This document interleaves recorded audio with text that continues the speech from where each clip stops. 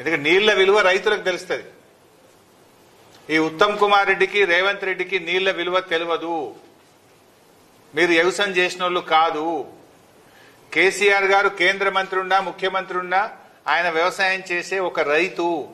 ఆయన రైతు గనక ప్రతి చుక్కను ఒడిసి పట్టిండు, రైతాంగానికి నీళ్లు అందించిండు. మీరెన్నడూ వ్యవసాయం చేయలే, అందుకే మీకు నీళ్ల విలువ తెలియదు. ఇలా కృష్ణానదిలో నీళ్లు సముద్రం పాలవుతున్నాయి, గోదావరిలో నీళ్లు సముద్రం పాలవుతున్నాయి. గుడ్లప్పగిచ్చి రేవంత్ రెడ్డి ఉత్తమ్ కుమార్ రెడ్డి చూస్తా ఉన్నారు. మీ యొక్క నేరపూరిత నిర్లక్ష్యం వల్ల ఇలా రాష్ట్ర రైతాంగానికి తీవ్రమైనటువంటి నష్టం జరుగుతూ ఉంది.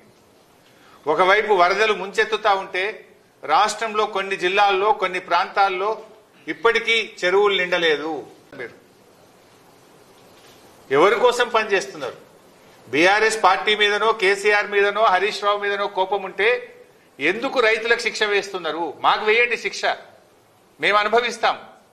కానీ మీరు మీ బురద రాజకీయాల కోసం వరద నీటిని సముద్రంలోకి వదలకండి, వరద నీటిని ఒడిసి పట్టండి, బురద రాజకీయాలు మానండి అని చెప్పి నేను కోరుతా ఉన్నా.